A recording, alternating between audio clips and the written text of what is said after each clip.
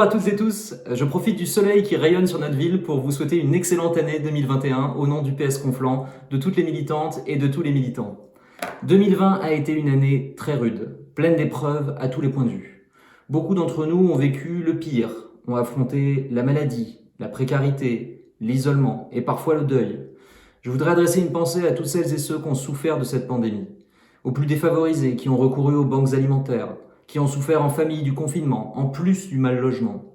Je pense aussi aux seniors qui n'ont pas vu leurs petits-enfants pendant des mois, aux commerçants qui ont perdu des mois de revenus, aux artistes qui ne sont pas montés sur les planches depuis près d'1 an, aux étudiants qui vivent l'université derrière un écran 10 heures par jour. Si 2020 a été dur pour tout le monde, elle a en particulier été pour Conflans, qui a été frappé par un attentat terroriste monstrueux en octobre. Alors qu'avec cette nouvelle année, nous avons tous l'espoir d'un nouveau départ, d'un monde un peu meilleur, la famille, les proches de Samuel Paty, eux, ne peuvent pas tourner la page. Ils ont subi une perte irréparable. La bêtise d'un djihadiste leur a pris leur époux, leur père, leur ami, juste pour avoir fait son travail de professeur. Juste parce que Samuel Paty a fait un cours sur la liberté d'expression et de croyance. Alors, bien sûr, la vie va continuer, la vie doit continuer, mais nous devons tous avoir conscience que pendant des années, pour le monde entier, Conflans-Sainte-Honorine sera la ville où ceci s'est produit. Nous n'avons pas le droit d'oublier. Nous n'avons pas le droit de fléchir face à l'obscurantisme. Nous n'avons pas le droit de laisser tomber les défenseurs de la République, de la liberté, de la laïcité, au premier rang desquels nos professeurs. Et nous nous battrons, à notre niveau, sur chaque scène, chaque sujet politique, pour que notre nation, à commencer par notre ville, reste unie. Tout est politique et 2020 a été une année politique, avec ses bonnes, mais aussi beaucoup de mauvaises nouvelles. À l'élection municipale de Conflans, la gauche rassemblée autour d'un programme sérieux et d'un collectif dynamique n'a pas réussi à convaincre les habitants de ce qu'on appelle encore la ville de Michel Rocard.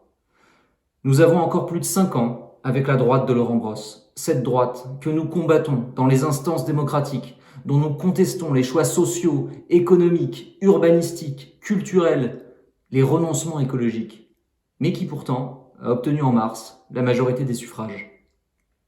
Après cette défaite, notre devoir aujourd'hui, c'est de nous poser les bonnes questions.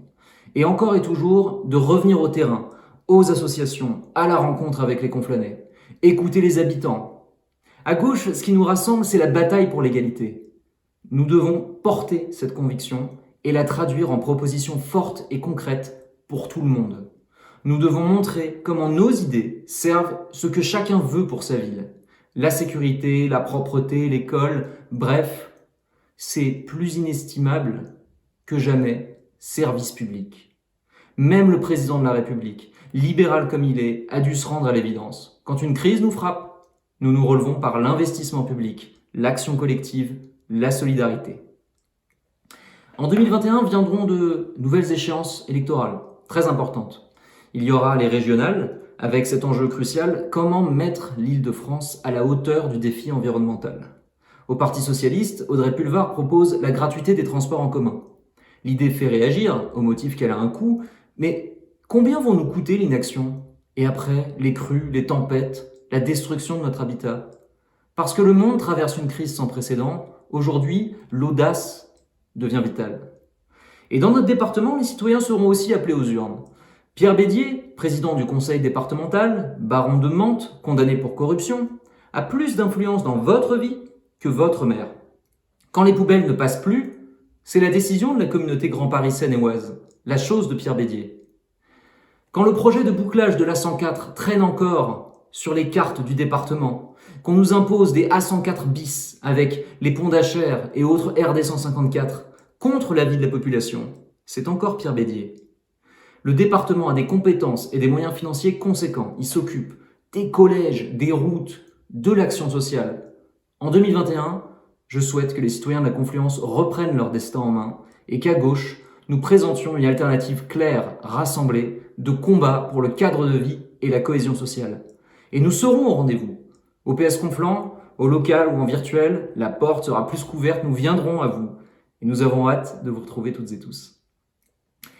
Dans nos vies personnelles, en 2021, avec de la volonté et de la prudence, nous devrions recommencer à nous réunir revoir nos amis, reprendre les projets que nous avions laissés, redécouvrir le spectacle vivant, bref, retrouver un peu de liberté.